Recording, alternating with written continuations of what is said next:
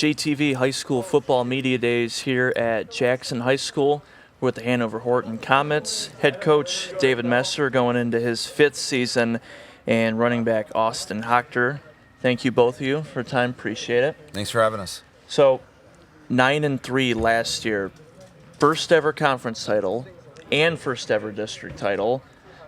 Lost by just one score in the regional final.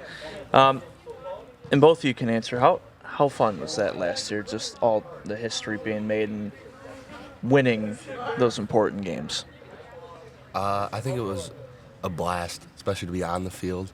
But obviously, we have a lot more to prove this year, just to keep it going and keep improving. I mean, obviously, we had a lot of fun, accomplishing things that never been accomplished in school history. But, you know, as soon as one day was over, it was on to the next day. As soon as one game was over, it was on to the next game. And sometimes you forget to slow down and smell the roses a little bit. But it was a great group of seniors we had last year, and I'm really looking forward to the group we got this year. Was there a point during the season where you kind of knew, hey, we've got a really good group and we can win some big games? Yeah, I mean, we took a couple of butt kickings week 1 and week 3. We got beat up pretty good. We weren't super healthy at that point. Then we got healthy, moved a couple guys around. J.J. Russ and Colin got moved to outside linebacker. And from that point on, we just became a different defense. And I think we were consistent all year, offensively. But we gave up a lot of points in week 1 and week 3. And then after we moved Colin and JJ, we really turned a corner and kind of became a lockdown defense after that. For you, Austyn, going back to the district final against Bronson, miracle of a touchdown throw at the end of that game. Take us through that play and what you saw. The ball was on the ground. Yeah. You pick it up, scramble, you're going out of bounds to throw it up. Thankfully, somebody was there wide open, caught it. Mm-hmm. And that's when some of the history started for you guys in that game. So just take us through that play and what you saw. We obviously needed to score. And I don't even know. I hiked the ball, and I went to roll out to the left, I think, and it just slipped out of my hand. I don't know what happened. And all I knew was I had to pick up the ball and try to make something happen at least.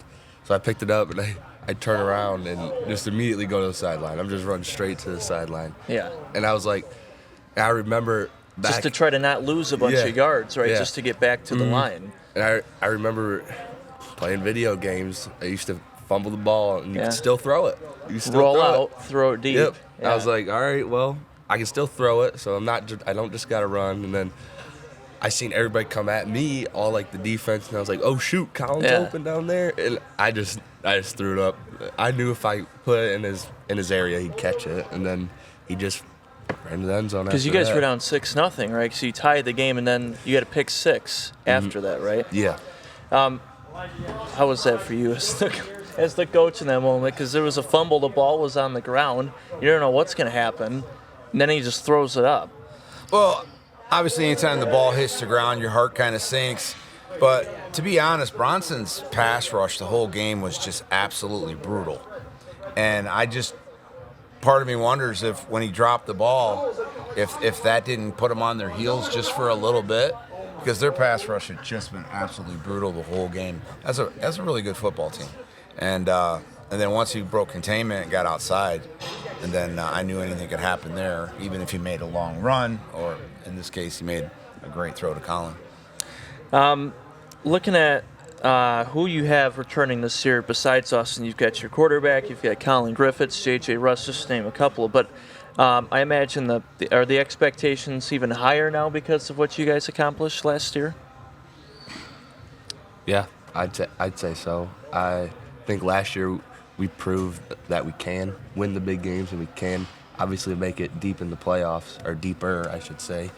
But I think our expectations for this year is we obviously still have room to improve, but if we work just as hard, probably harder than we worked last year, that we can make it farther in the playoffs, and that's a goal that I think we all have in the back of our head. What are your expectations, Coach, for your defense this year? Because you've got a new defensive coordinator, right? Yeah, Dino's going to step up. I mean, I'm still going to be right there with him. But he's done a great job, done a lot of nothing's going to change for us. I mean, he has a pretty good understanding of what we do defensively. And, I'm going to be right there in the set pocket. And I'm not too concerned at all with him being first-year defensive coordinator. We've got a lot of guys coming back.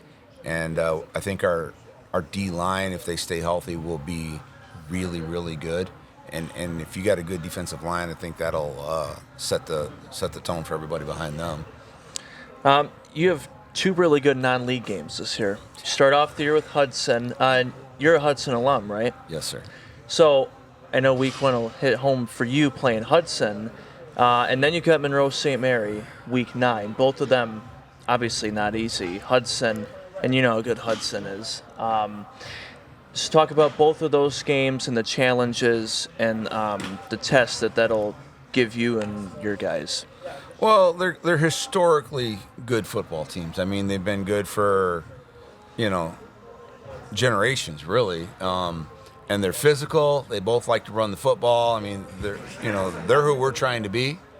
And if we can survive a couple of teams like that, I think we'll be, ready for Division VII playoffs. Austyn, what are your guys' team goals? I know obviously you want to try to repeat back-to-back in the conference. Any other team goals and any other personal goals for you this year? I think as a team, our goal is to get better every week, every day, really. Great answer. We strive to get 1% better each practice, each time we are on the field. And I feel like if throughout the season we just continue to get better at the end of the season when we're set to peak, that we will, and that it will just make those games that much easier for us. Coach, what does this team need to do over the next month to continue to get better and start 1-0? Well, we got camp going on this week. We have 2 days, and it's the best camp that I've had since I've been here. These guys have been absolutely amazing. One coach made a comment to me yesterday. He goes, "Man, it feels like we're in week 2 or week 3 at this point for how well they're coming together and getting after it. And the attitudes have been amazing, and I couldn't be more excited for these guys.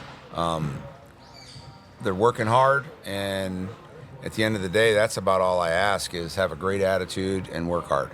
And then whatever happens after that, I think working hard takes care of most of it."